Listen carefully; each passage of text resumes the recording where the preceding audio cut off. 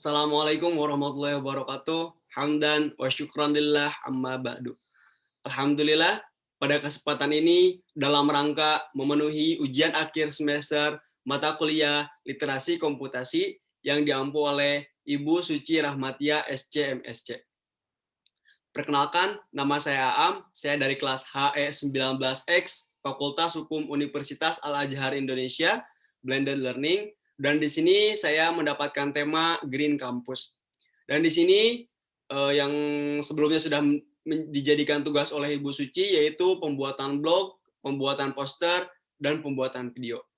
Dan di sini saya akan membahas singkat tentang 5 tips budaya Green Campus. Dan di blogs ada 5 tips budaya untuk mewujudkan suatu Green Campus. Banyak sekali kampus di Indonesia yang ingin mewujudkan menjadi sebuah Green Campus. Apa sih tujuannya untuk mewujudkan sebuah Green Campus? Yaitu untuk meningkatkan kesadaran dan kepedulian masyarakat kampus sebagai kumpulan masyarakat ilmiah untuk turut serta berpartisipasi, bertanggung jawab dalam mengurangi pemanasan global. Pengertian istilah dari Green Campus itu sendiri dalam konteks pelestarian lingkungan bukan hanya suatu lingkungan kampus yang dipenuhi dengan pohonan yang hijau ataupun kampus yang dipenuhi oleh cat hijau. Namun, lebih jauh dari itu, makna yang tergandung dalam Green Campus adalah sejauh mana warga kampus dapat memanfaatkan sumber daya yang ada di lingkungan kampus secara efektif dan efisien. Misalnya dalam pemanfaatan kertas, alat tulis menulis, penggunaan listrik, air, lahan, pengelolaan sampah, dan lain-lain. Apa saja sih 5 tips untuk mewujudkan budaya Green Campus? Yang pertama ada Green Transportasi. Apa itu Green Transportasi? Green Transportasi merupakan perangkat transportasi yang berwawasan lingkungan.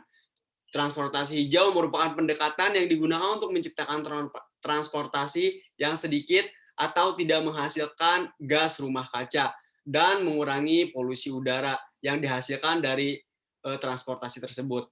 Terus yang kedua ada apa? Regulasi lingkungan hidup. Apa sih pentingnya regulasi lingkungan hidup?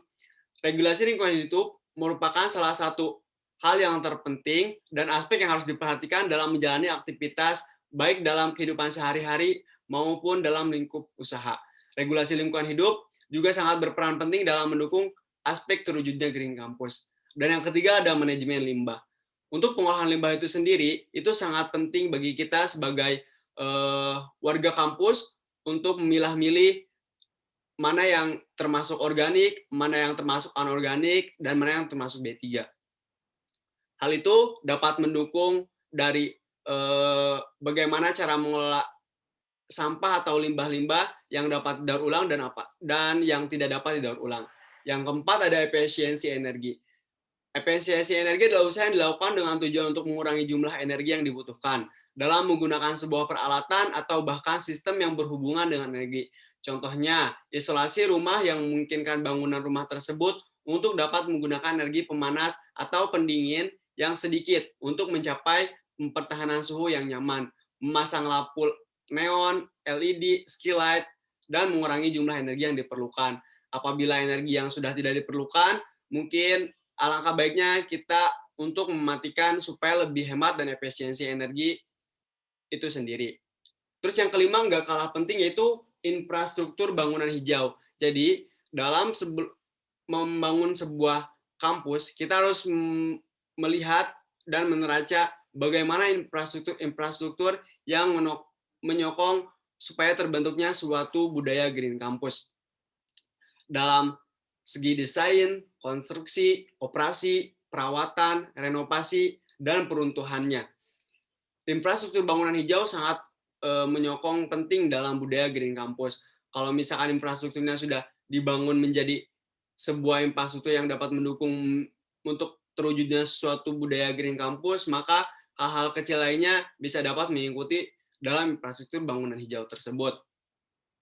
Terus di sini saya ada poster tentang ajakan bagi kita untuk menerapkan 5 tips budaya Green Campus. Bisa dilihat teman-teman, ada green transportasi, peningkatan kesadaran manusia, manajemen limbah, efisiensi energi, dan yang kelima ada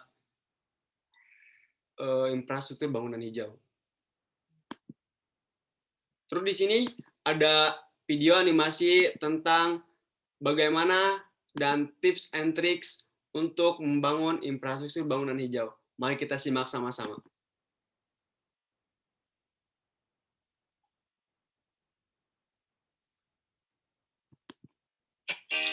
Halo guys, nama gue Am. Hai, salam kenal.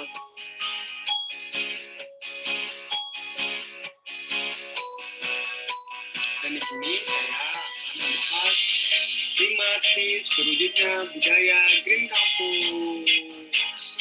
Ayo guys, kita lihat guys.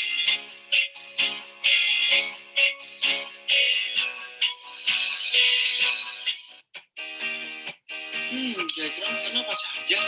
Simak bareng-bareng yuk. Let's go!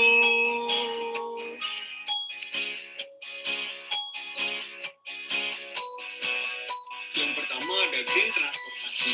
Manfaatnya menjaga lingkungan dari polusi udara yang berlebihan. Yang kedua, regulasi lingkungan hidup. Pentingnya peningkatan kesadaran manusia akan regulasi lingkungan hidup. Lanjut yang ketiga, manajemen limbah. Mengatur dan memanage limbah hingga tertata dengan baik. Siapa guys di antara kalian yang suka buang sampah sembarangan? Yang keempat, ada efisiensi energi. Manfaatnya, menghemat pengeluaran, menjaga performa barang elektronik, menghindari resiko arus pendek listrik, membantu mengurangi polusi udara, berkontribusi terhadap penurunan cadangan dan bahan bakar fosil di alam, dan masih banyak lainnya. Dan yang terakhir juga kalah penting nih guys, infrastruktur bangunan hijau yang dimiliki kampus itu sendiri sehingga mendorong semua fasilitas menjadi lebih terarah untuk terciptanya budaya Green Campus. Gampang kan guys? Yuk kita mulai dari diri kita sebelum orang lain.